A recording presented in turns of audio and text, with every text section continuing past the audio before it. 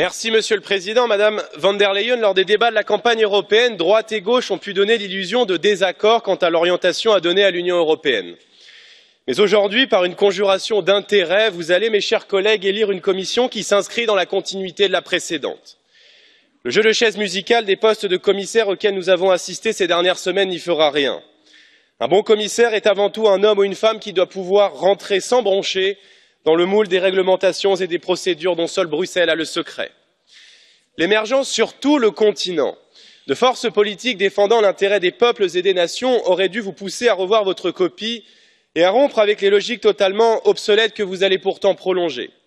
Traité de libre-échange, concurrence déloyale, travail détaché, libéralisation de nos services publics, mirage d'une Europe fédérale et bien sûr laxisme migratoire. Autant de mots auxquels vous resterez sourds, embarqués dans une machine infernale, technocratique, sans frontières et sans âme. Peu après avoir accordé le titre de commissaire à la protection du mode de vie européen, votre courage sémantique a cédé sous la pression des socialistes pour devenir la promotion des modes de vie européens, autant d'ores et déjà le nommer par ce qu'il sera, un commissaire à la promotion de l'immigration.